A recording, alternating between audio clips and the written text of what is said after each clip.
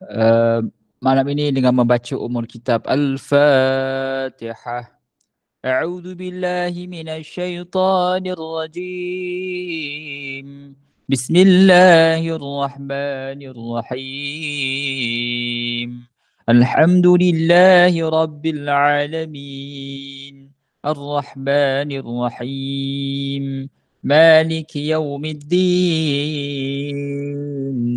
إياك نعبد وإياك نستعين اهدنا الصراط المستقيم صراط الذين أنعمت عليهم غير المغضوب عليهم ولا الضالين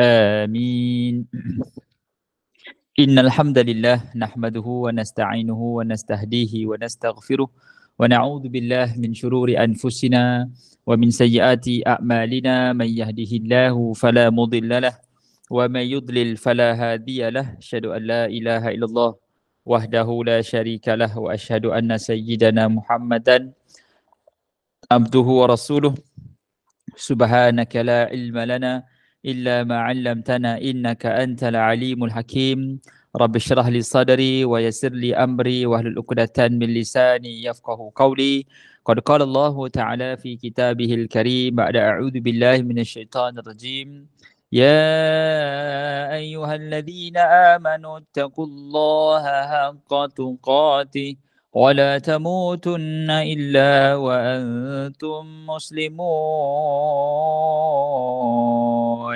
Sadaqallahul Azim. Tuan-tuan dan puan, muslimin muslimat, warga usrah yang dirahmati Allah Subhanahu wa taala sekalian. Pertama dan selamanya kita rafakkan syukur pada Allah Subhanahu wa taala kerana dengan limpahan kurnia, inayah dan kasih sayangnya dapat sama-sama kita bertemu pada malam Jumaat yang berbahagia pada malam ini. Mudah-mudahan Allah Ta'ala merahmati, memberkatinya insya-Allah. Selawat dan salam ke atas junjungan Nabi kita Nabi Muhammad sallallahu alaihi wasallam. Allahumma salli ala sayyidina Muhammad wa ala alihi wa sahbihi wa baraka wa sallam, ahli keluarga baginda dan para sahabatnya, para tabi'in, tabi'in dan doa berpanjangan buat umat Islam yang berada di Syria, di Palestin, di Kashmir, di Xinjiang, di Yaman, di Afghanistan. Dan kita juga berdoa pada Allah Ta'ala khusus buat sahabat-sahabat yang berada di Maghribi, di Morocco, di Libya, yang sememangnya sedang diuji dengan ujian yang berat. Salam kepada Kak Fauziah Yunus yang diuji dengan ujian yang berat-berat. Ya, kalau kita rasa kita dah diuji dengan berat, ada orang yang tak ada makanan malam ni. Ada orang yang tak ada tempat tinggal malam ni, ada orang yang tidak memiliki insan tersayang di sisi pada malam ni.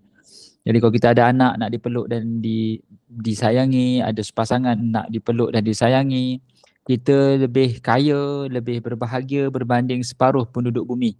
Ada makanan nak makan, ada tempat tidur nak berteduh, ada rumah nak baring, nak rehat. Kita lebih kaya pada separuh penduduk bumi. Jadi banyakkan bersyukur pada Allah Subhanahu Wa Taala kerana ada yang Allah uji yang amat dahsyat sekali.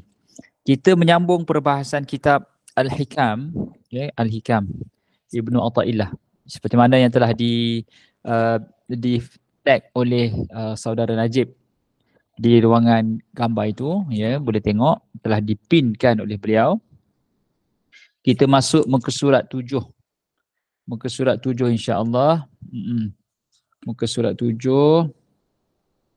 Okey. Hubbud dunya ra'su kulli khati'ah. Cinta kepada dunia itu pokok sumber segala kejahatan. Bila manusia telah bersarang cintanya kepada dunia, maka perbuatannya itu akan menjurus kepada nak dapat dunia. Tak kisahlah sama ada halal ke, haram ke, halam ke, mihailam ke, yang penting dapat dunia. Jadi itu bahaya kalau kita letakkan dunia sebagai matlamat. Kalau kita salah tujuan hidup, maka salah cara hidup. Kalau betul tujuan hidup, maka betul cara hidup. Fatilah masuk keluar tu okey ke tu? Ke tak dapat lesen? Okey Ustaz, okey. Tukar pada laptop je. Baik. Ya. Jadi kalau kita nak, baiklah, kadang-kadang kita ni yang fokus pada cara mati yang baik. Kita nak mati malam Jumaat, kita nak mati dekat masjid. Tapi kalau mati kat masjid sambil tengah curi tabung masjid, tak guna juga mati kat masjid. Kalau mati malam Jumaat, balik daripada dandut pun tak guna juga. Biarlah kita mati bukan malam Jumaat, biarlah kita mati bukan pada di masjid, tetapi kalau kita hidupnya baik, orang akan kenang bagus je ustaz, walaupun hidupnya penuh dengan kesibukan, walaupun dia mati bukan pada malam Jumaat, tapi hidupnya sibuk untuk bekerja siang malam pagi petang untuk memenuhi keperluan keluarga. Gitu. Ya, kita akan dijulang dan disanjung oleh orang ramai kalau hidup kita penuh dengan pengorbanan untuk orang lain. Berbanding kalau kita mati malam Jumaat, tetapi kehidupan kita penuh dengan maksiat. Tidak baik juga. Kita akan dikenang bila kita mati. Cara mati yang baik bertitik tolak dengan cara hidup yang baik. Cara hidup yang baik ditentukan dengan matlamat hidup yang baik. Jadi matlamat hidup yang baik itu salah satu musuhnya adalah cinta kepada dunia. Cinta kepada dunia itu pokok ataupun sumber segala kejahatan. Sebab dunia ni tempat untuk kita bermujahadah. Bila kita jadikan dunia tempat meraih nikmat, maka kita akan salah tempat. Kita tak nak bermujahadah, kita nak bahagia, kita nak seronok, kita nak bersenang-senang. Baik. Jadi Nabi SAW meletakkan amaran. Kalau kita jadikan dunia ini sebagai setter ataupun setrik, kita bukan jadikan akhirat sebagai tujuan hidup, maka kita akan lalai lah. Basically kita akan tewas dengan pujuk rayu dunia. Dunia ni sememangnya penuh dengan ujian. Allah Subhanahu wa taala berfirman, Innallaha ma'al ladzina taqaw wal ladzina hum muhsinun, surah An-Nahl ayat 128. Sesungguhnya Allah Ta'ala selalu menolong, membantu orang yang takwa dan orang yang benar-benar berbuat baik. Surah An-Nahl ayat 128. Orang boleh kaya dunia, tetapi Nabi SAW meletakkan amaran, jangan cinta dunia. Nabi Sulaiman AS dan para sahabat memang kaya. Kita harus menundukkan dunia, dunia tidak boleh diletak dalam hati. Baik. Kalau kita tengok para sahabat ridwanullah alaihim ajma'in, hidupnya kaya. Nabi Yunus AS, Nabi Sulaiman AS memerintah dunia. Nabi Sulaiman ni dia ada kerajaan, dia ada pengikut di kalangan manusia, dia ada pengikut di kalangan jin, dia ada pengikut di kalangan binatang. Selamat datang pada sahabat-sahabat yang baru masuk, masya-Allah. Dia ada pengikut yang ramai. Dan Nabi Sulaiman AS boleh memerintah angin, boleh memerintah dan boleh mendengar perbualan semut. Dalam Quran menyebut bagaimana semut betina mengarahkan semut jantan untuk masuk rumah. Qalat namlatun ya ayyuhan namal udkhulu masakinakum. Masuk rumah semua, masuk rumah. Nabi Sulaiman senyum. Ada orang kata Nabi Sulaiman senyum ketika dengar semut betina bercakap dengan semut jantan. Maksudnya dalam dunia semut, jantan terima arahan daripada betina. Jadi dalam dunia manusia, kalau manusia terima arahan begitu, maka macam semut lah. Tak ada seluruh lah, buat kelakar sikit. Tak apa je, tak ada masalah. Ya, tak ada masalah pun seorang lelaki nak mendengar nasihat isterinya tidak menjadi satu isu. Cuma begitulah keadaannya. Ya, Nabi Sulaiman AS tersenyum bila mendengar semut-semut bercakap, semut betina bercakap, semut jantan masuk rumah, semua terus masuk semua. Baik. Maka dalam Islam tidak melarang umatnya untuk kaya. Nabi Sulaiman kaya, sahabat-sahabat kaya. Dengan kekayaan mereka itu, maka mereka mampu menundukkan orang-orang kufar, menundukkan orang-orang Yahudi di Madinah. Ya, Nabi Sulaiman AS berjaya memecahkan monopoli perigi di Madinah. Nabi Sayyidina Umar bin Al-Khattab, Nabi Muhammad SAW sendiri juga merupakan seorang yang kaya. Berkahwin dengan Sayyidatina Khadijah, adalah seorang jutawan, hartawan, rupawan. Khadijah ni kalau ikutkan dia punya harta, dia adalah tycoon ataupun dipanggil punya empire perniagaan yang sangat besar. Orang-orang kaya di Mekah semua di bawah pantauan Sayyidatina Khadijah. Sebab itu bila orang-orang Mekah yang kaya-kaya nak pinang Khadijah, Khadijah tak nak. Kerana Khadijah tak perlukan seorang suami yang kaya kerana dia dah kaya dah. Tetapi Nabi Muhammad SAW bila meminang Sayyidatina Khadijah, ada orang kata Khadijah pinang Nabi. Sebenarnya Nabi Muhammad SAW yang pinang Khadijah. Khadijah risik Nabi Muhammad SAW. Khadijah risik dengan menggunakan siapa? Dengan menggunakan Siti Maisarah. Siti Maisarah pula. Maisarah ni bukan lelaki tau, perempuan. Bukan perempuan tau, lelaki. Jadi Maisarah ni yang pergi risik tengok Nabi Muhammad SAW dan akhirnya Maisarah yang begitu dekat Khadijah, wahai Khadijah, aku tak boleh recommend lagi lelaki yang paling baik melainkan ini. Tetapi Nabi Muhammad SAW yang buat mengorak langkah pergi pinang Khadijah. Tapi tak salah pun sebenarnya perempuan nak pinang lelaki. Tetapi dalam konteks Nabi Muhammad SAW, yang merisik Nabi adalah Khadijah, yang meminang Khadijah adalah Nabi Muhammad SAW. Jadi bila Nabi Muhammad SAW berkahwin dengan Sayyidatina Khadijah, kita tahulah kaya kan. Orang kaya patutnya hidup dia macam mana? Patutnya Nabi SAW boleh tumpang kekayaan Khadijah. Tetapi tidak ada dalam sejarah Nabi Muhammad SAW hidup baginda dimewahkan dengan kekayaan Khadijah. Tak ada. Tak ada. Nabi Muhammad SAW ada seekor unta kuswa. Nabi ada kuda dan ada unta. Tapi itu biasa kebanyakan orang-orang kaya ataupun orang biasa di Mekah ada unta dan kuda. Tetapi Nabi Muhammad SAW tidak pernah digambarkan bermewah-mewah dengan hidup Sayyidatina Khadijah radhiyallahu anha. Baik, jadi kata pengarang kitab, kata Ibnu Athaillah, kita boleh kaya, tetapi kita kena ambil the whole package hidup sahabat. Kita tak boleh ambil half cooked rice, kita tak boleh ambil separuh, tak boleh.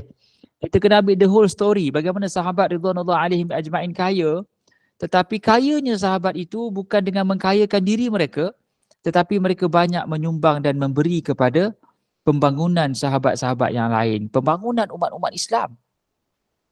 Kayanya sahabat kerana dia mengkayakan sahabat yang lain. Kita selalunya kita kaya, kita je yang nak kaya. Kita nak ada investment, kita nak ada property, kita nak ada passive income, tapi tidak untuk mengkayakan orang lain. Orang yang dianggap tidak meletakkan dunia di dalam hatinya adalah dia berkhidmat bukan kerana untuk mendapatkan bayaran yang banyak, tetapi dia berkhidmat hanya untuk memenuhi tujuan hidup, iaitu memberi manfaat pada manusia lain. Dia kalau kaya pun tuan-tuan puan, kita tak boleh makan roti canai 8 keping, tak boleh. Kita kaya macam mana pun, kita tak boleh makan nasi kandar 3 pinggan. Boleh makan? Saya kalau paling-paling pun makan 2 pinggan je lah. Bukan makan pinggan, makan nasi lah, nasi kandar. Tapi maksimum lah tu 2 pinggan, takkan nak makan 3-4 pinggan. Itu pun masa badan saya tengah big size. Fatilah tahulah macam mana badan saya dulu. Saya ingat warga Tiara Kondo pun tahu badan saya dulu macam mana. Tengok poster tu pun poster dulu badan saya memang badan besar. Kalau makan dekat surau Tiara Kondo tu memang puas hati lah. Cuma sekarang ni pasal kita buat online jadi tak dapatlah makan ya. Tapi maknanya kalau kita kaya pun kita tak boleh makan banyak-banyak. Kita kaya pun tak boleh drive kereta banyak-banyak. Kita kaya pun tak boleh tidur katil yang banyak-banyak. Sebab kaya kita tidur 7 katil, tak boleh. Sebab kita kaya kita kena bawa kereta 7 biji. Tak ada. Tetap satu kereta, tetap satu katil, makannya tetap satu pinggan. Tetapi kaya itu artinya apa? Kaya itu adalah apabila kita mampu memberi manfaat pada manusia lain. Ya, itu maksud kaya dalam Islam adalah dengan banyak beri manfaat. Dan bahkan kalau kita banyak beri manfaat pada manusia lain, maka itu asbab untuk umur panjang. Asbab untuk umur panjang adalah apabila kita banyak memberi manfaat pada manusia lain. Ialah kita means maksudnya bila kita ada kemampuan untuk memiliki harta yang banyak, tapi eventually akhirnya nanti orang lain dapat manfaat, antaranya anak dan isteri. Kita ada rumah besar, bukannya kita boleh guna semua sudut dalam rumah tu, ya? Tapi kita nak beri pada siapa? Pada ahli keluarga. seronok mereka berjalan. Kita ada harta, seronoknya harta tu bukan kita miliki. Seronoknya harta yang kita ada tu apabila ada orang lain ambil manfaat. Kan, betul kan? Ke kita seronok, oh saya ada kereta Porsche Ustaz, saya ada kereta Bentley. So what? Kereta yang banyak itu adalah untuk diberi manfaat. Kalau kita duduk sorang-sorang kat Pulau Hawaii, contohlah kita duduk kat Pulau Hawaii sorang-sorang.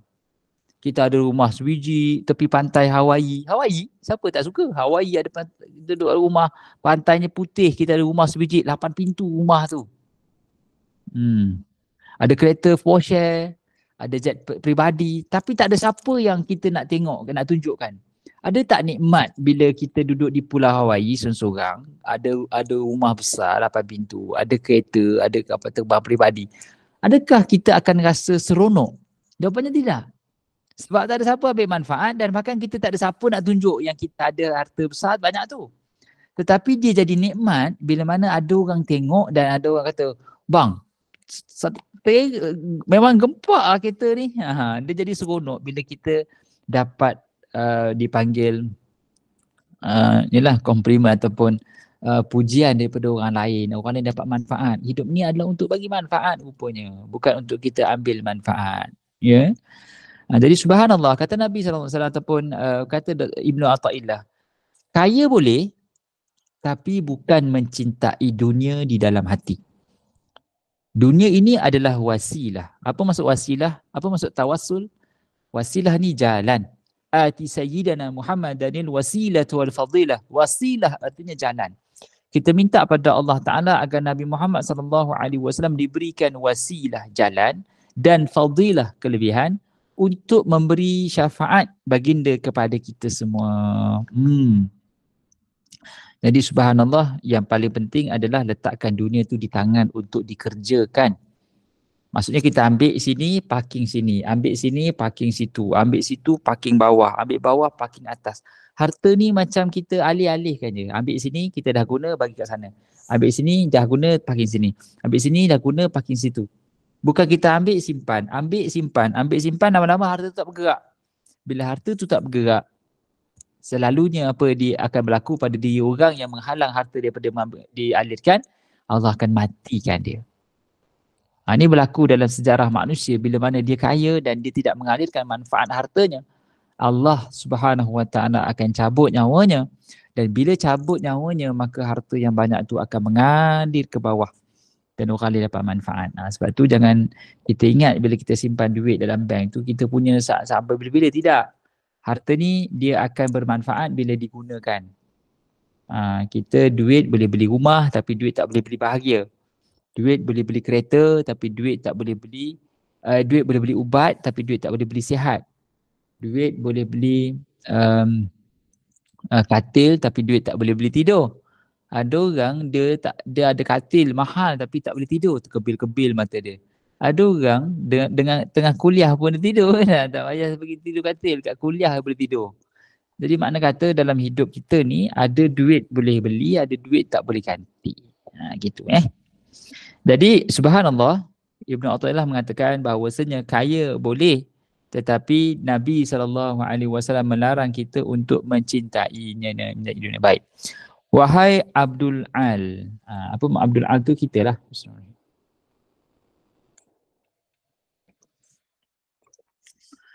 Wahai Abdul Al, kasihanilah anak yatim dan berikanlah pakaian kepada orang yang tidak berpakaian. Dan beri makan pada orang yang lapar dan hormatilah tamu dan orang gharib, iaitu orang yang dalam perantauan, musafir. Semoga dengan begitu anda diterima oleh Allah. Jadi cara untuk kita bersihkan hati, tazkiyatun nafs, adalah kita menyantuni anak yatim, 1. Berikan pakaian pada orang, 2. Beri makan pada yang lapar, 3. Hormati tetamu, 4. Dan menyediakan fasilitis pada orang yang musafir, 5. Ini contoh yang diberi oleh Ibnu Athaillah untuk kita selalu rasa down to earth. Ya, kita kena didik diri kita dan kita kena selalu paksa diri kita untuk berdampingan dengan anak yatim. Kata Nabi SAW, ana wa kafilul yatim hataini fil jannah. Aku dan penjaga anak yatim duduk sebelah-sebelah dalam syurga. Ada orang kata, Ustaz, adakah anak yatim tu anak yatim sahaja? Kematian bapak kalau bapak dia ada lagi? Nah, tengoklah sama ada bapak ada bertanggungjawab atau tidak. Kalau bapak tu tidak dapat dihubungi, maka still dapat manfaat menjaga anak yang terpisah ataupun anak yang kehilangan kasih sayang. Ya. Yang kedua, memberi pakaian. Ini pun satu juga. Kita kalau kat rumah kan ada banyak baju. Kadang-kadang baju tu sampai dah jadi bukit Uhud dah. Berlipat pun tidak, berbundut. Dulu kalau saya balik kampung, memang saya akan ada projek dengan kat rumah mak saya, iaitu baju lama untuk dibuang. Baju lama untuk disedekahkan. Sebab memang banyak baju yang tak dipakai berbanding baju yang dipakai. Baju yang dipakai sama je. Baju yang tak terpakai tu tak dibuat pekan apa-apa.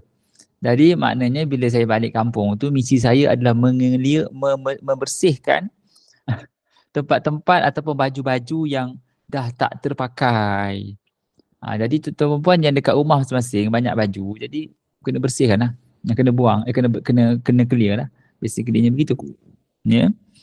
Dan memberi makan pada orang yang lapar, menghormati tetamu dan juga perantau ataupun orang musafir. Ini juga adalah salah satu cara untuk merendahkan ataupun membersihkan hati. Baik. Semoga dengan begitu anda diterima oleh Allah dan perbanyakkanlah zikir. Jangan sampai termasuk golongan orang-orang yang lalai di sisi Allah. Dan ketahuilah bahawa 1 rakaat di waktu malam lebih baik daripada 1000 rakaat di waktu siang. Dan jangan kamu mengejek musibah yang menimpa seseorang. Saya ulang balik. Dan ketahuilah bahawa 1 rakaat di waktu malam lebih baik daripada 1000 rakaat di waktu siang. Dan jangan kamu mengecilkan, mengejek bala musibah yang menimpa orang lain. Maknanya antara kaedah yang telah ditunjukkan oleh Ibnu Athaillah dan bahkan Nabi Muhammad SAW sendiri untuk selalu solat malam. Kita kalau bangun malam tuan-tuan puan, kita bangun malam sebelum kita nak check handphone, kita terjaga. Kita terus baca la ilaha illa anta wa astaghfiruka wa atubu ilaih. Kita menafikan yang lain, kita mengesakan Allah Ta'ala dan bertaubat pada Allah Ta'ala. Kata Nabi SAW, wajabat lahul jannah, wajib baginya syurga. Kita kadang-kadang bangun kan nak kita tandas. Kalau kita tandas lah. Kadang-kadang kita terbangun, kadang-kadang kita rasa tak selesa. Itu semua adalah isyarat daripada Allah Subhanahu Wa Taala. Lagi kita berumur kadang-kadang rasa tak selesa. Saya sendiri ni pun, ya, kadang-kadang tengah malam terjaga, pukul 4 bangun, pukul 5 bangun. Kalau kadang-kadang pukul 4, pukul 4 lepas bangun tu tidur balik lah. Kalau pukul 5 terbangun, tak tidur dah lah. Jadi maknanya kita ada sesi masa-masa terbangun itu, itulah masa yang terbaik untuk kita bermunajat pada Allah Subhanahu Wa Taala. 2 rakaat satu malam, khairu minad dunya wa ma fiha. Lebih baik daripada dunia dan seisinya. Dan jangan pula kita mengecilkan musibah yang menimpa orang lain. Kita tak tahu apa yang sedang ditempuh. Kan ada orang dekat TikTok tu viral abang panda Abang panda yang motornya ditarik oleh JPJ. Tak kisahlah JPJ tu tarik motor orang pasal dia memang tugas dia. Ada abang panda yang berjalan tu dan ada orang pula yang sedekah motor kat abang panda tu. Tapi nak ceritanya musibah ni, ujian ni datang dalam semua keadaan. Kita ada ujian kita, orang lain ada ujian orang lain. Kalau kita rasa kita tak diuji, kata Dr. Yusuf Al-Qardawi, mana kitab, saya tak ingat dah kitab mana. Kitab apa Dia mengatakan kalau kita, dalam kitab Dosa-Dosa Besar, Imam Az-Zahabi mengatakan, kalau diberikan nikmat dan kita tak rasa itu ujian, hati kita gelap. Dan kalau kita diberi ujian yang sakit dan kita tak rasakan itu adalah cara Tuhan bercakap dengan kita, hati kita juga sakit. Saya ulang balik. Kalau kita diberi nikmat, kaya, sihat, bahagia, kita tak anggap itu sebagai ujian daripada Allah Ta'ala, hati kita sakit. Dan kalau kita ditimpa ujian, susah, sedih, sakit, dan kita tak anggap itu sebagai bicara Tuhan pada kita, kita juga sedang sakit. Jadi maknanya, sama ada kita dapat nikmat, itu sebagai satu ujian, ataupun kita berhadapan dengan susah, itu bicara Tuhan pada kita. Kalau kita tak nampak tu, maka hati kita sedang sakit. Maksudnya ujian ni dia datang daripada both ways lah, dua keadaan, sama ada nikmat ataupun sakit ataupun susah. Ada orang diuji dengan senang, ada orang diuji dengan susah, tapi kedua-duanya tu ujian. Jadi jangan kita mengejek musibah yang menimpa seseorang kerana dia sahaja yang tahu macam mana keadaannya di hadapan Allah Subhanahu Wa Taala. Baik. Dan jangan berkata ghibah ataupun namimah, menyebut keburukan orang atau mengadu domba antara seorang yang lain. Ya. Jangan kita jadi orang yang mengadu domba lah. Mengadu domba ni melaga kambing. Domba ni kambing. Melaga kambing. Menyebut keburukan orang lain, mengadu domba antara seorang yang lain, dan jangan membalas mengganggu pada orang yang mengganggumu. Jangan kita balas gangguan dengan gangguan, dan maafkanlah orang yang menganiaya pada kamu. Ni tinggi makam Ibnu Athaillah ni, sebab kita belajar bab hikam ni, dia lebih pada tasawuf yang tinggi. Kalau orang buat tak elok dengan kita maafkan. Kalau orang buat ganggu kita jangan balas dendam. Kalau dalam ilmu qisas, kita boleh balas dendam dan benda tu boleh berlaku tanpa tanpa perlu justify. Sebab kalau dia pukul kita boleh pukul balik. Dan berlaku baik pada orang yang buat jahat kepadamu. Itu yang susah tu. Dahlah kita tak boleh balas. Kata Ibnu Athaillah, buat baik pula pada orang yang buat jahat kat kita. Selalunya bila orang buat tak elok dengan kita buat apa? Kita akan kata kau tunggu. Lepas ni kau kena. Kalau di pejabat dulu kan, masa saya kerja dulu, saya ni antara orang yang suka cari salah orang di pejabat. Sebab tu orang menyampah tengok syariah department. Asal syariah je cari salah. Asal syariah je cari salah. Dan saya pernah jumpa satu kesalahan yang sangat besar. Kesalahan tu sangat besar. Dan saya jumpa CEO. CEO kata, bos, our syarikat is in a big trouble. Bos kata, really ke Ustaz? Ya. Kerana sekian. Dia kata, Ustaz, can we settle it? Kita boleh settle off paper tak? Off record. Saya kata benda ni boleh buat settle off record, tapi secara morally wrong. Kita kena record. Sebab dia guna tabung tabarruk ataupun tabung orang ramai sesuka hati. Memanglah dia tutup akhir bulan tu dengan bayar balik. Tapi penggunaan throughout the month itu daripada awal bulan sampai 20 hari bulan tu guna tanpa sebarang approval ataupun consent daripada owner tabung, iaitu participant, maka benda tu salah. Jadi masa tu saya pun cakaplah, bos, benda ni memang boleh kita buat off record, tetapi to make it important ataupun penting untuk tidak untuk avoid the same mistake happen, kita kena buat dipanggil report. Jadi bila saya report tu, saya tahulah saya telah letakkan diri saya pada chopping board. Dan betul, lepas tu saya berhenti lah. Banyak lagi kes-kes lain. Jadi makna kata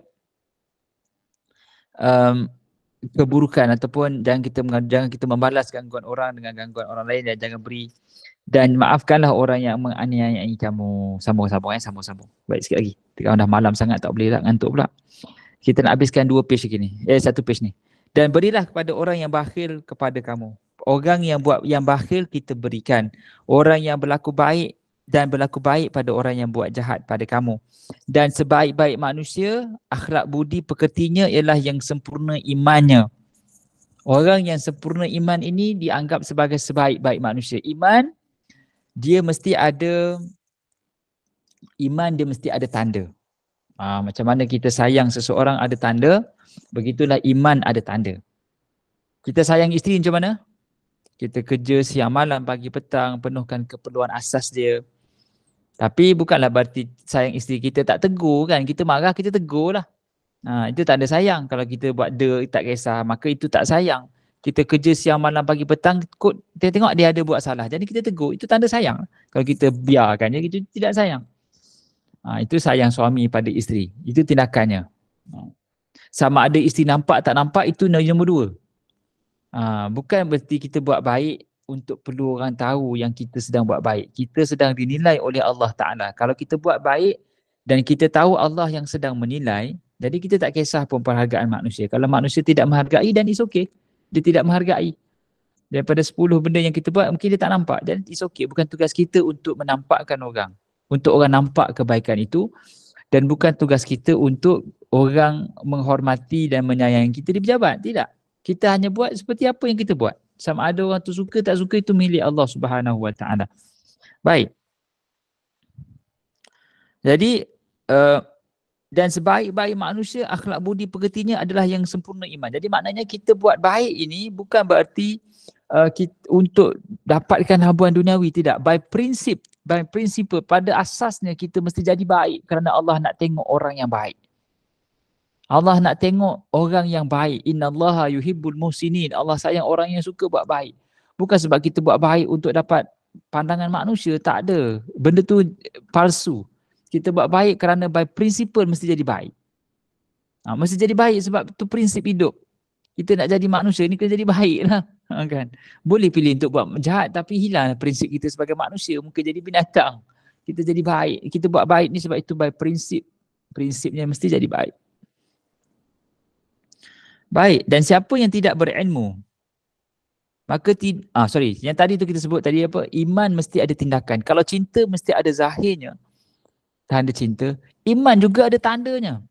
Seperti mana yang kalau kita, contohnya kalau kita bawa kereta, kita nampak ada orang yang bagi high beam kan. Caranya tindakan kita slow down. Sebab ada orang bagi isyarat lampu besar. Lepas tu lori pun bagi lampu isyarat. Bukan sekadar slow down lagi dah. Kita pun tarik talingan keledar, pergi check wallet, ada lesen ke tidak, check road tax. Sebab lori pun bagi high beam. Kalau lori confirm ada polis.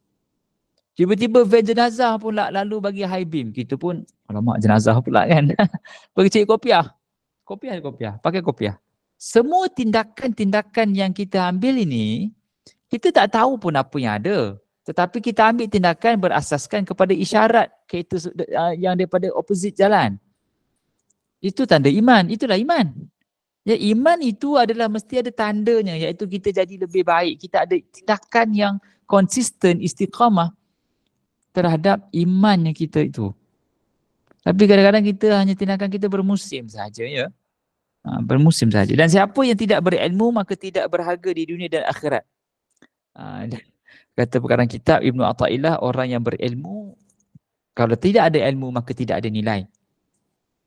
Dan siapa yang tidak sabar, tidak berguna ilmunya.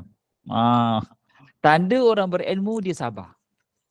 Saya ulang balik. Tanda orang berilmu dia sabar.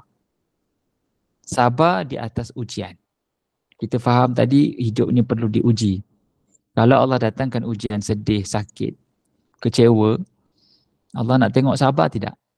Kalau kita sabar, maka kita berada dalam range orang yang Allah nak bagi reward. Kalau kita tak sabar, kita terkeluar, disqualified. Dan dalam range sabar, kata Imam Ghazali, dia ada 3. Satu, terpaksa sabar. Yang kedua, sabar pilihan, iaitu redha. Yang ketiga, syukur. Terima ujian dan tak sabar nak terima lagi. Itu dipanggil syukur. Saya ulang balik. Ada orang tak sabar bila dia uji. Jadi bila dia tak sabar, dia terkeluar daripada range orang yang hendak diberikan reward oleh Allah Ta'ala. Yang kedua, dia terpaksa sabar. Dan kalau dia terpaksa sabar, maka dia layak untuk dapatkan hadiah. Tapi terpaksa lah. Yang kedua ataupun tingkatan yang ketiga, dia pilih untuk sabar di saat dia boleh melenting dan marah. Dia dizalimi, dia boleh marah. Tapi dia pilih untuk sabar. Tak apalah Ustaz. Kalau saya marah pun, saya pun dapat apa? Ya? Tak apalah Ustaz. Orang dah pilih untuk tak suka kita. Kalau saya paksa dia suka pun, saya tak dapat apa-apa, dia pun tak dapat apa-apa. Jadi kita pilih untuk sabar. Itu redha.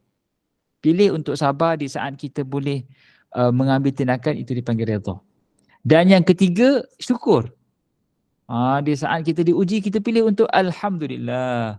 Sujud syukur kita pada Allah Subhanahu Wa Taala.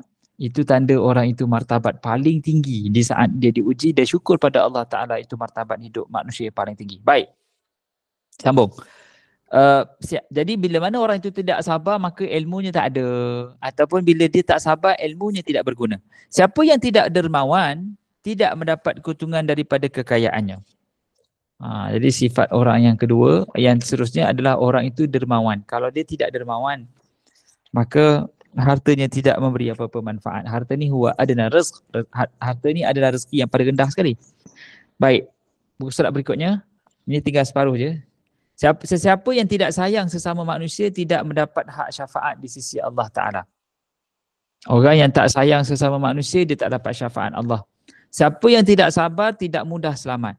Dan siapa yang tidak bertakwa, tidak segera di sisi Allah, tidak berharga di sisi Allah Ta'ala. Orang yang tak ada takwa, tak ada nilai. Dan siapa yang memiliki sifat-sifat ini, tidak mendapat tempat di syurga. Berzikirlah pada Allah dengan hati yang hadir, yakni khusyuk.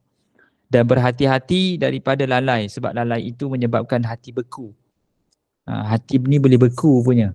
Kalau kita lalai, benda lara, cakap benda-benda merapu, tengok TV lama-lama, tengok movie 2 jam kan. Movie mesti 2 jam je. Fast and Furious 8, 2 hours. Allah, tepu mata. Saya tak sempat. Saya kalau kadang-kadang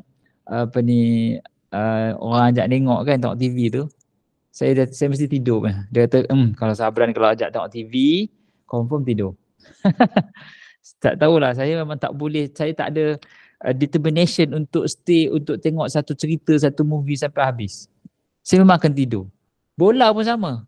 Sabran tu, pukul 11 tu dia menguapkan, tengok bola punya dia bola tengok dia. Saya tak boleh tengok, saya tak tahan tengok lama skrin tu. Dan saya rasa punyalah banyak membazir masa. Sebab tengok bola 90 minit. Saya suka tengok result je. Berapa keputusan? Arsenal 2, Leicester 1. Okey. Menyirap lah kalau kita Manchester kan. Tapi still, saya suka tengok result je. Baik, berzikirlah pada Allah dengan hati yang hadir, khusyuk dan berhati-hati daripada lalai, sebab lalai itu menyebabkan hati beku. Serahkan dirimu pada Allah dan relakan hatimu menerima bala ujian sebagaimana. Ni penting saya ulang balik Dan serahkan dirimu kepada Allah dan relakan hatimu menerima bala ujian sebagaimana kegembiraanmu ketika menerima nikmat, dan kalahkan hawa nafsu dengan meninggalkan syahwat. Allahu Akbar. Di saat kita terima nikmat, kita suka tak? Kenapa kita, ironinya, ataupun kenapa kita tidak suka di saat kita diuji? Di saat kita sakit, kita bertanya pada Allah, ya Allah kenapa aku sakit? Ya Allah kenapa aku miskin? Ya Allah kenapa aku sedih? Tetapi di saat kita bahagia, kita gembira, kita sihat, kita tak tanya pun pada Allah, kenapa aku sihat? Kenapa aku kaya? Kenapa aku bahagia ya Allah? Jadi orang yang beriman ataupun orang yang memiliki nikmat iman yang tinggi, di saat dia diuji, kata orang putih tu, enjoy the pain kan, raikan sakit itu, feel the pain, gitu, feel the pain, rasa sakit itu, dan sakit itulah yang akan menjadi hujah untuk kita bercakap dengan Allah Subhanahu Wa Taala esok. Dan kalahkan hawa nafsu dengan meninggalkan syahwat. Wallahu ta'ala alam. Mudah-mudahan apa yang disampaikan pada malam ini dapat sama-sama ambil iktibar dan jadikan sandaran dalam kehidupan. Kita berhenti muka surat 8-9 ni, 9 insya-Allah. Pada bulan hadapan, hari Khamis minggu kedua, kita akan on balik. Siapa nak kitab ni boleh beli je.